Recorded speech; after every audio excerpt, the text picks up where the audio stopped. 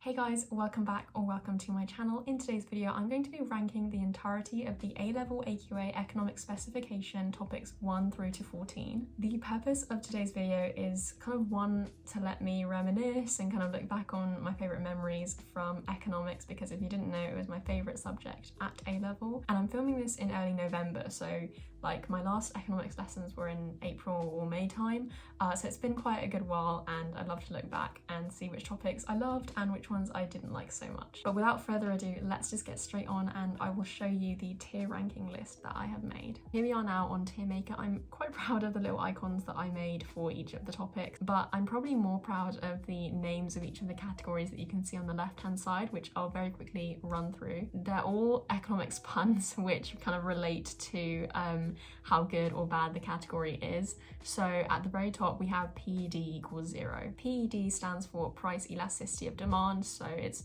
measuring the responsiveness of demand to a change in price. If that doesn't mean anything, don't worry, but basically when it's 0, that's basically the same as saying that it's perfectly inelastic, which means that no matter how much you change the price, the demand for it won't change. So you can charge consumers £1 million or $1 billion and they're still gonna demand that good. And so the reason why that's at the top is because if you made me pay to take one of these topics to learn about it, I would still pay, like, because I love it that much. Then we have very high interest rates for the second highest tier, which obviously relates to interest as in curiosity, or I guess passion for a certain topic. But then in terms of economics, very high interest rates like your interest rate with the bank, which I guess maybe if you were analysing this through an economics lens, that might actually not be very good, because that might indicate there's high inflation. But we're just gonna say from kind of the consumer standpoint, we like high interest because we get good return on our money. And then there's appreciation, which I put in the middle because it's like, you know, I appreciate the topic and I like it, but it's not my absolute favourite. And then in terms of economics, it's referring to exchange rates. So when one currency appreciates against another, it gets stronger. And then we have the second to last category, which is downturn, which, you know, so we're getting into the topics that I didn't like so much. And in economics, in the economic cycle, a downturn is when your economy is, you know, it's not looking good. You're probably having lower GDP, higher unemployment. It's just starting to get bad. And then finally, the worst category is dead weight loss, because dead weight loss, we never want that. Basically, it's just a loss to society, or when you've got economic activity that no one's gaining from. It's just the opposite of an ideal situation. Anytime you're writing an economics essay and your diagram shows dead weight loss, make that your evaluation point, because we love dead weight loss to analyse, but it's not good in real life. So with all of the categories explained, let's now just get straight on into the ranking. I'm so excited. First up, we have micro topic 1, economic methodology and the economic problem. This is the base foundation for everything else that you're going to learn in economics. You've got the main kind of overarching concept, which is that economics is a social science, and then you learn about the basic concepts of the factors of production, which are land, capital, labor, and enterprise, which are just the 4 things that you need to just like make anything in any economy. I won't go too into depth about it because otherwise I think this video will just end up being a crash course in A-level economics. In my class, I think it took us maybe max a week to go over this, if I remember correctly. It really doesn't feel like a long time, so that would have been about 2 or 3 hours to do the test, to learn all the content and just finish this topic completely, because it's really small and it's very easy, it's very basic. Literally anyone can learn this within like a day, but it is the base foundation, and I guess it is somewhat important. No, it definitely is important to the rest of your studies. And I personally don't think I've ever seen a full-on essay question based on topic 1 content. Topic 1 content usually crops up in multiple choice questions because it is quite easy to like be caught out on them. For example, the difference between positive and normative statements. But so I think that shows that topic 1 is very small and it's not that deep, as in there's not enough content to ask a full-on essay question about it, I don't think. And so because of that, I'm going to put topic 1 in the appreciation category. I like it, it's very easy, it's kind of fun, but there's just not that much to go into, and I didn't spend that much time with it. Next up is topic 2, individual economic decision making. And I don't even have to think about this one. I know it's going straight in, PED equals 0. There is no question about it. Genuinely, if you made me pay to take this topic in my A-level, I would pay so much money because it is the best topic in the entire course. So the first thing that you will learn in this topic is a little bit of theory. So you look at Homo economicus, which is the classical economist's way of looking at people. So they basically see humans through this lens of being utility maximizing, completely irrational individual. But we know that humans aren't like that. We make dumb economic decisions all the time, and behavioral economics is what tries to explain those decisions. I think it can also be called like consumer psychology because it kind of is that. This makes me think I would have really enjoyed psychology A-level, but I didn't take it, unfortunately. But you know, I think if you enjoy psychology, you'll probably really, really like this. And from an objective standpoint, behavioral economics is just the best because you can use it in any of your evaluation points. Like, it can literally evaluate almost anything. One of my favorite memories from my economics class was the time we were thinking of evaluation points for market structures and profit maximizing firms. And I'd done like a lot of reading around behavioral because I loved it so much. So I was like, oh, we can use hyperbolic discounting. And literally everyone looked at me like, what is that? What the hell is that? And from then on, hyperbolic discounting just became an inside joke, and we used it to evaluate everything. And it kind of does work in every situation, which is why behavioral economics is the best. If you're wondering, hyperbolic discounting is where you look at only the short-term consequences or rewards, but you don't look at the long-term ones, which actually might be better. It's basically that experiment where they give the child one marshmallow and they say if you wait 1 minute you get another one, but then some children just eat the first one because they don't think about the future.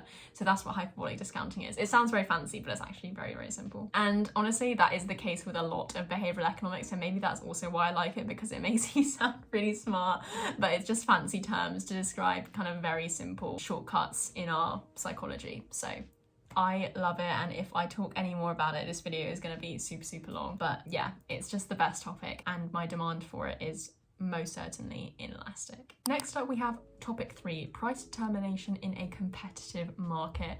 This one is interesting because at the time, I really didn't like it because I just did not get it. I almost dropped economics. Can you believe that? I almost dropped it because of this. It was so confusing to me. Demand and supply and the diagrams just confused me so much, and I'm pretty sure it was because I just wouldn't stop thinking about demand in terms of my definition of demand, which was how much you want something. But that's not actually what demand in economics is. It's the quantity of goods that consumers are willing and able to pay for. The able to pay for is really, really important.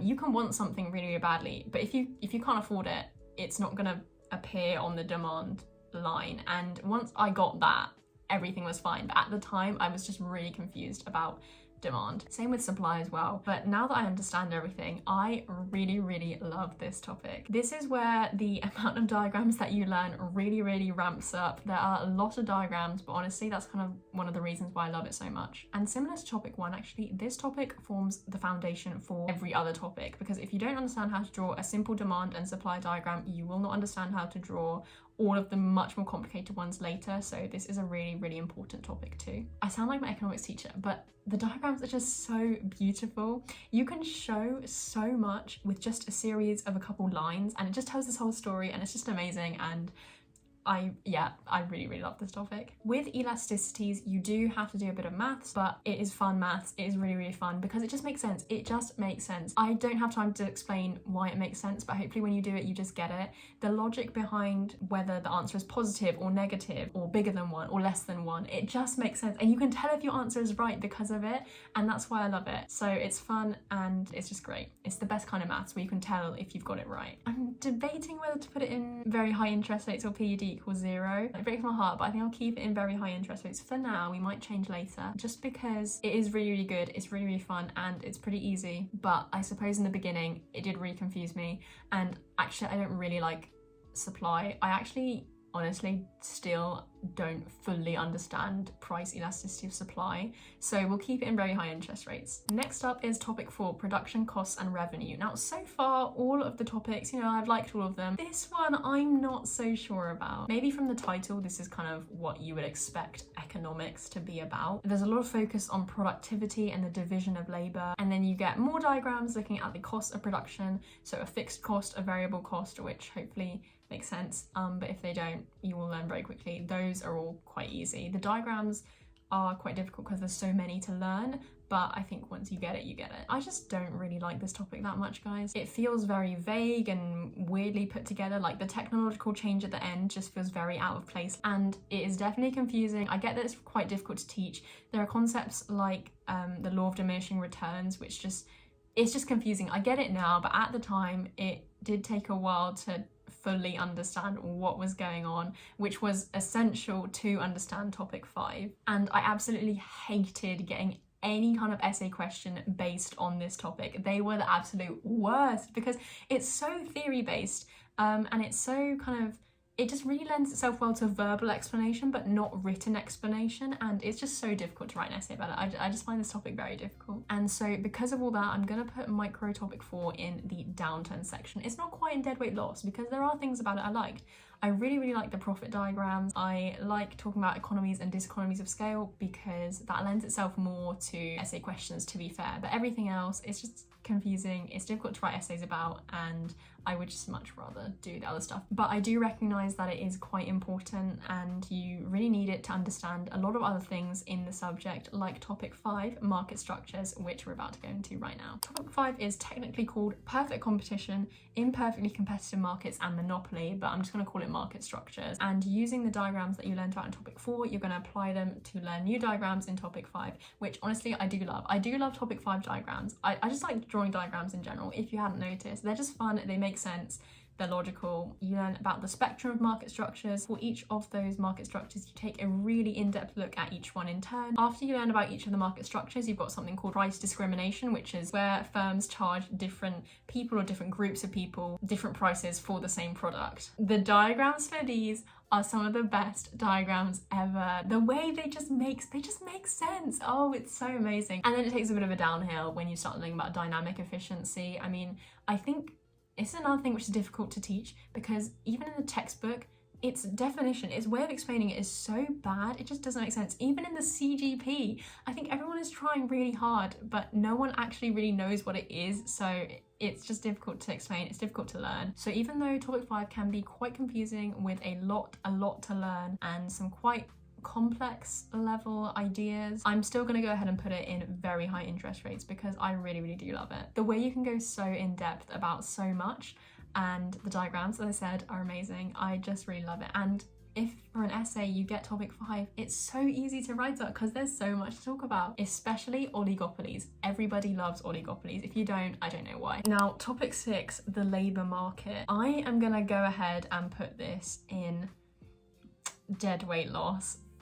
I just do not like this topic. I do not like this topic. The underlying foundation for this topic is MRP theory, which I'm really sorry, but I can't even explain it to you now because I've kind of forgotten it because I just had no interest in it at all and it really confused me. I remember doing a practice paper for this in class and I didn't do nearly as well as I had been doing throughout the year, and I think that kind of solidified my hatred towards this. The way that you draw the diagrams and have to write about it in essay format is so difficult and boring, and I just did not like this topic. So yeah, but yeah, I'm not a fan and it's going in deadweight loss. Quite similarly to topic 6, I also don't really like topic 7, which is the distribution of income and wealth, poverty and inequality. I can safely say right off the bat that this is better than labour economics, but it's still not great because, again, I just find it difficult to write essays on. It's very short and it's also just very self-explanatory. I just don't think it had to be a full-on topic. To me, topic 6 and topic 7 go hand in hand, and if it's related to topic 6,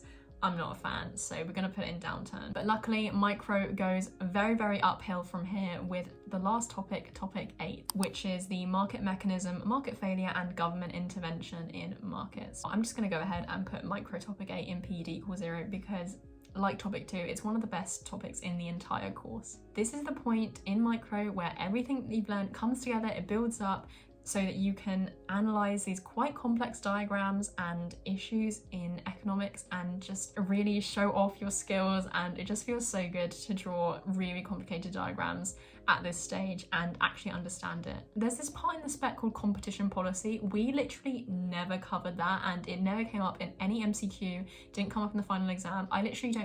I don't even know what that is, so I'm sorry I can't tell you what it is because we never learned that. It wasn't even in our textbook, so I don't know why that's there, but it is. It's not that difficult as long as you have been keeping up throughout the rest of the course. I think this will come to you very naturally, and you'll be a natural economist by this time, so it will just come to you and it will be really, really fun, hopefully. Now we are moving on to the macro section. So we're kicking it off with macro topic 9, which is called the measurement of macroeconomic performance. An inside joke that we had in my economics class regarding macro was that you just learn the same things over and over again. Everything relates back to AD and AS and the 4 government objectives, which you learn about in this first topic, and that's literally it. So I'm going to put macro topic 9 in the downturn section. It's very small, it's the first thing that you learn, similar to topic 1 for micro. It gives you the base foundation and it's not super difficult, but I just don't really vibe with the human geography side of things, and the index numbers were definitely not a favourite. But the 4 government objectives are very easy and they are quite interesting to look at. But yeah, I think it's going to go in downturn. Next up, we have topic 2 of macro, or topic 10 in the entire spec, which is how the macroeconomy works, the circular flow of income, aggregate demand, aggregate supply analysis, and related concepts. Aggregate demand and aggregate supply is very similar to demand and supply in micro, except it's got the word aggregate in front of it, which basically means total. So you're looking at the entire economy's demand and supply versus maybe the demand and supply for cheese or something, I don't know. I think this was another topic that we just flew through because, again, it was one of the easier topics, also one of the shorter ones, and because of that, I'm actually going to put this in very high interest rates. I really love the basic concepts of aggregate demand and aggregate supply. The formula for aggregate demand is C plus I plus G plus X minus M. If any one of those goes up, demand goes out. If any one of those goes down, demand goes in. And that is just so easy, but everything you do literally comes full circle back to that simple basic concept, and you know, I love that. So I'm going to put macro 10 in very high interest rates. Then we have topic 11, which is economic performance. Again, you just go over the government objectives, you go over how to measure them and how the government can go about increasing or decreasing them. But I actually think I prefer this to topic 9 because there aren't any index numbers, and an addition to topic 11 is that you learn about conflicts between the objectives. So while you're trying to get higher economic growth, you probably are also going to get higher inflation, which the government might not want, and it's just kind of weighing up the costs and benefits of each of those policies, which, you know, that's pretty interesting and it lends itself to good essay writing. So I'm going to put this one in appreciation. Then we have financial markets and monetary policy. Not many people like this one, but I actually really like this one.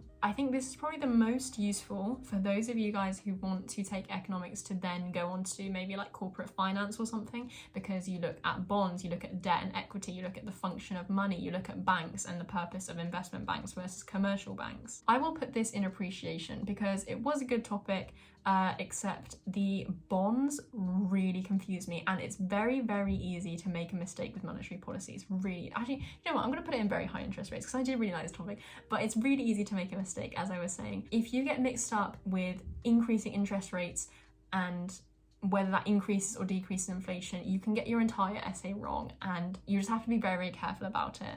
So that is a bit of a pitfall, but no, I did really like this topic overall. Now we're up to the second to last topic, which is fiscal policy and supply side policies. So along with monetary policy from the last topic, these are 2 of the other ways which the government can try and control the economy. Fiscal policy is all about taxes and government spending and government borrowing. And then supply side is, well, it's about growing the supply of the economy, I suppose, and trying to improve it. That's literally all there is to this topic. It sounds quite short, but each policy has kind of a range of methods and a range of consequences and benefits, so there is quite a lot to look into, and I really love writing essays about this. I am going to put this in very high interest rates, again, because you know, it's just really fun.